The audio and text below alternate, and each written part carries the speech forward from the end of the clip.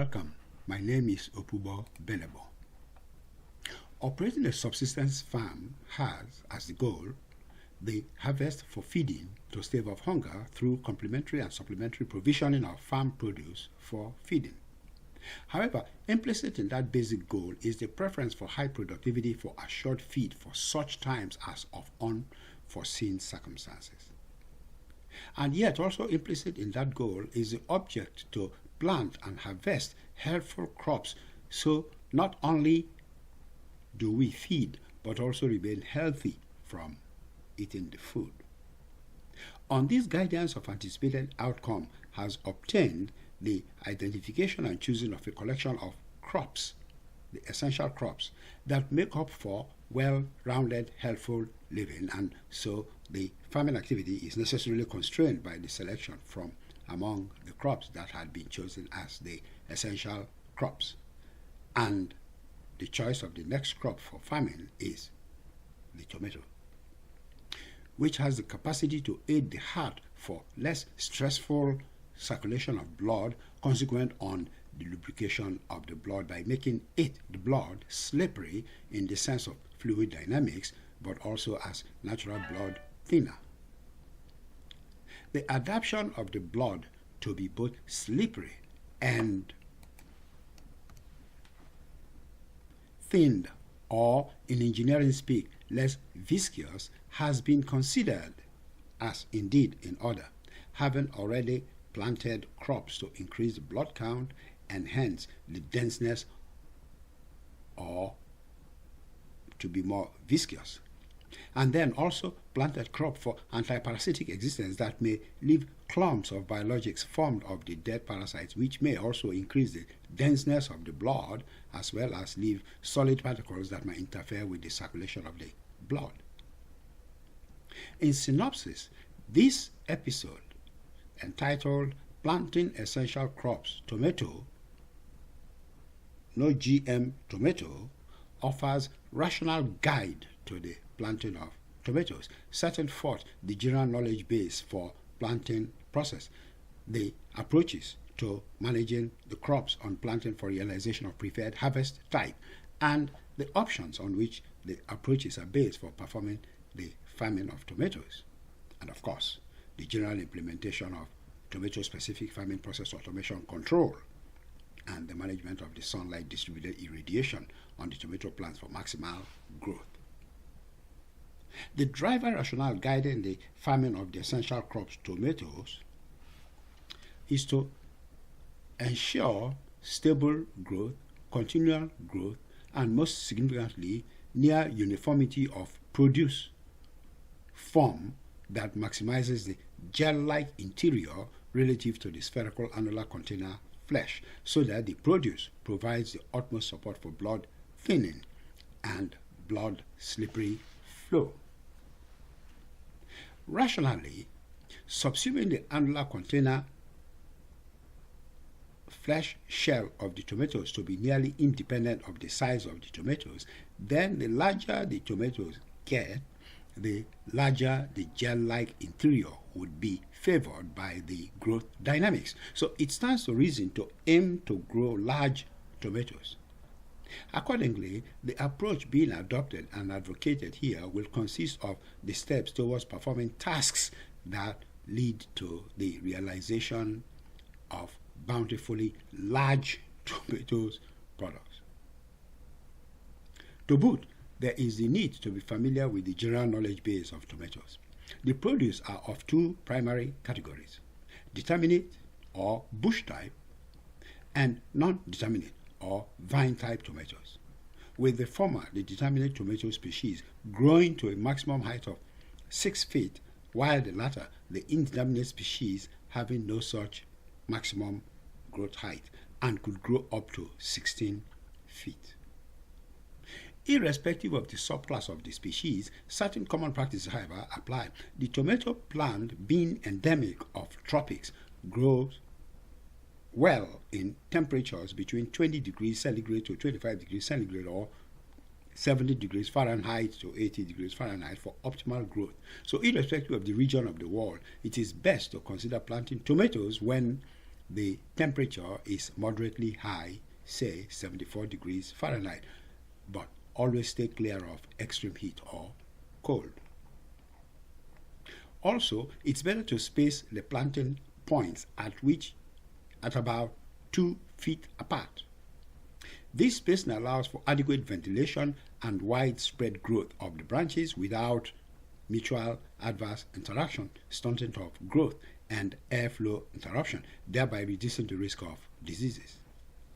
Worthy of particular interest in planting tomatoes also exhibits element of heliotropism. Then, of course, there should be in place mechanism to limit the tendency of exhibiting heliotropism. While in this case, it may not have adverse effect, heliotropism has the potential of causing cross-pollination and infections during the life of the farm. Therefore, there is a need to avoid, in fact, actually prevent even the mere potential effects of heliotropism on the plant stem and biology within the whole farm. As such, the occurrence, no matter how slight, of heliotropism, as can be easier detected with the first young seedling, must be noted and planned to be limited with some mechanism. All said and done, the planting approach as being presented is based on planting tomato seeds such that the farming of tomato can be undertaken in any part of the world. More specifically, the planting procedure being presented is based on the use of determinate species seeds. The choice of seeds for approach, however, explicitly avoids GMO tomatoes and hence also avoid tomatoes with any alphabet attached to the end of its name, which generally indicates the tomato species has been engineered to withstand a certain type of virus or bacterial infection. Instead, though, the tomato farming approach undertaken here is such that the tomato produce of this approach can naturally withstand all virus and bacterial infections. Technically, the same could very well have been done for each of the select essential crops. However, and effectively, biologic zinc is used to protect the tomatoes plants. Meanwhile, coming to the planting, as always, the first task is the preparation of the soil of the target ridge on which to plant the crop, which starts off with the biofertilizing of the ridge soil. So 2 feet from the end zone from where the planting begins, scoop out 4 inches diameter. Next, fill it with biofertilizer. Then scoop out a 6-inch diameter hole, a 2-inch diameter hole in the middle of the biofertilizer filled hole. 1 pineapple or 2 are then deskinned, with the skin layer being sliced off. The skins put into a kitchen blender and then ground into a puree. Each of the holes in the middle of the biofertilizer fill is then filled with the pineapple skin puree. Generally, the pineapple skin puree supplies the ground with biologic zinc, and which, when absorbed by the roots of the tomato, protect the plants through its lifetime from the infections of virus and bacteria. Now, finally ready to plant the tomato seed. A seed of tomato is pushed with 1 finger down the center of the puree to a depth of about 2 inches. The opening created by the finger is again covered with some more puree, and then biofertilizer spread over the puree, and finally watered and left alone for 2 to 3 days, at which time the tomato seeds will have germinated and will have shoot out of the surface of the soil. Yet we may still add more of the puree to the germinated seedling just to ensure fortified resistance against virus and bacterial infections. Because the determinate tomato species start to grow actual tomatoes only upon growing to the maximal height there is the need to enable the plant reach that height at express speed. So one thing that usually is done is restrict the utilization of the absorbed nutrients to being used mostly to facilitate the growth to determinate height. Accordingly, all growth aspects that seem to interfere with that object is removed during the growth period. Sucker pruning is one such process of constraining the utilization of the nutrient to be used only towards growth and height. A sucker is a newly growing branch of the plant at off the joint to the plant of an already existing branch, and is usually at 45-degree angle to the main stem.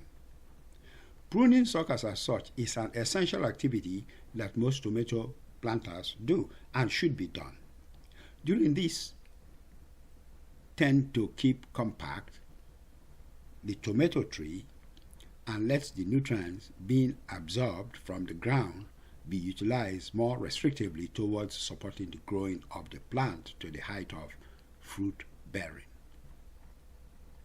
Of course, as the plant grows, its upper stem weighs much more as a result of the fruit bearing, and so begins to bend over. Yet, the preference is to have the plant bear the fruit towards the top, away from the ground. So to avoid that, three slender wooden planks of dimensions about ½ inch thick and 1 to 1.5 inches wide and 5 feet long are pushed in one end of the length dimension into the ground at equilateral or equally spaced circular points in the biofertilizer annulus space. And the planks stand up to 4 feet, effectively leaving the tomatoes plant being positioned in the center of the abstract superficial equilateral created by the plank's alignment. And the tomato plant is then loosely tied to each plank along the whole length to keep it stable. The tomato farming tasks, of course, necessarily entails activities to bring out the given object of growing large tomatoes. And as such, all activities that help produce large tomatoes also get performed, and so enable the growth of tomatoes with larger interior and hence blood thinner and blood lubricant tomatoes. One approach found for achieving this goal is fruit pruning. Fruit pruning entails restricting the fruit-bearing capacity of each plant, and that is achieved by pruning some of the flower-bearing branches, leaving within each cluster about 4 tomato fruit.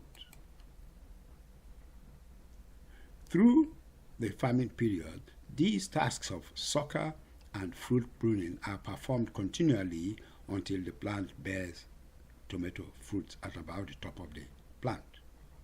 Also, during this time span, the plant and soil are very lightly watered about weekly or so. Moreover, a design as built to inhibit the heliotropism is also implemented, though not explicitly in this case for heliotropism, but more for ensuring incidence of sunlight directly on the plant from vertically above. The implementation of the crop-specific farming process automation control mechanism is therefore initiated. In particular, the routines of soil watering, the management of the sunlight distribution on the plant, and the pruning are collected together as single observation and then adopted for implementing the PLC programming for the crop-specific farming process, and hence the implementation of the related process automation. After about 3 weeks, the plant starts to grow fruits, tomato packs of 3 or clusters of 3 or more, and these are left until they turn red or reddish yellow. That signals ripe for harvesting quality. Advisedly, the harvesting should be performed by taking about equal quantity of fruits from each plant. While this approach supports a sort of harvesting load balancing, there is nothing that precludes harvesting the bobbing harvesting by the bobbing approach of harvesting one plant exclusively at each harvesting and then the next plant and so on in a rotating harvesting schedule or program. The conclusion that can be drawn here now is that structured farming of the tomatoes of the essential crops chosen for subsistence farming can be performed anywhere in the world and effectively be available to all citizens in the world, notwithstanding that the plant is natively tropical.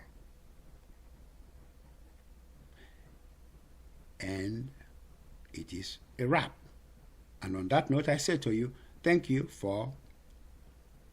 so much for being here and having come to listen to this observation about efforts aimed at alleviating world hunger through subsistence farming by both urban swaller farmers and emergent countries' small farms farmers.